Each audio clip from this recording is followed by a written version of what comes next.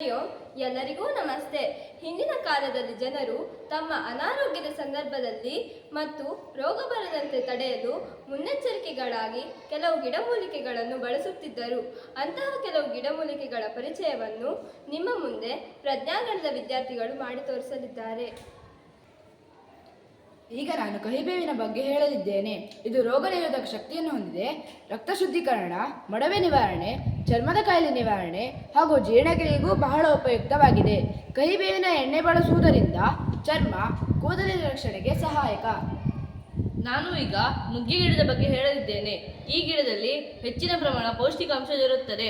Calcium, vitamin C, ಕಬ್ಬಿಣಾಂಶ ಹೇರಳವಾಗಿ sugar, ರಕ್ತದೊತ್ತಡ ನಿಯಂತ್ರಣಕ್ಕೆ ಸಹಾಯಕ. ನುಗ್ಗೆ ಎಣ್ಣೆ ಬಳಸುವುದರಿಂದ ಚರ್ಮ ಮೃದುವಾಗುತ್ತದೆ ಮತ್ತು ತಲೆ ಕೂದಲು ಉದುರುವುದನ್ನು ತಡೆಗಟ್ಟಬಹುದು. ಇಂದು ನಾನು ನೆಲ್ಲಿಕಾಯಿಯ ಬಗ್ಗೆ ವಿವರಿಸಲಿದ್ದೇನೆ. ನೆಲ್ಲಿಕಾಯಿ ಸೇವನೆಯಿಂದ ವಿಟಮಿನ್ ಸಿ ದೊರೆಯುತ್ತದೆ.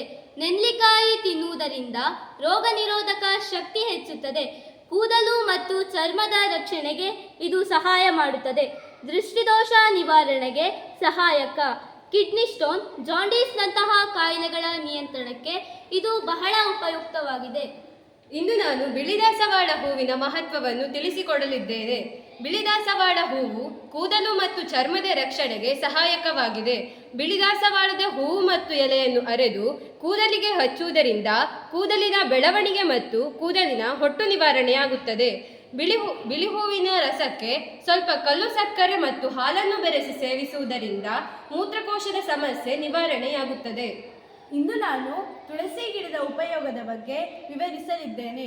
ತುಳಸಿ ಎಲೆ ಕಷಾಯ ಸೇವನೆಯಿಂದ ಶೀತ, ಕೆಮ್ಮು, ಜ್ವರ ನಿವಾರಣೆಯಾಗುತ್ತದೆ. ಖಾಲಿ ಹೊಟ್ಟೆಯಲ್ಲಿ ತುಳಸಿ ಎಲೆಯನ್ನು ತಿಂದರೆ ಜೀರ್ಣಕ್ರಿಯೆಯನ್ನು ಸುಧಾರಿಸುತ್ತದೆ. ತುಳಸಿ ಬೀಜದ ಎಣ್ಣೆಯಿಂದ ಬಾಯಿಹುಣ್ಣು ನಿವಾರಣೆಯಾಗುತ್ತದೆ. ನಮ್ಮ ಆರೋಗ್ಯವನ್ನು ಕಾಪಾಡಿಕೊಳ್ಳಲು ಇಂತಹ ಗಿಡಮೂಲಿಕೆಗಳನ್ನು ಹೆಚ್ಚಾಗಿ ಬಳಸೋಣ. ಧನ್ಯವಾದಗಳು.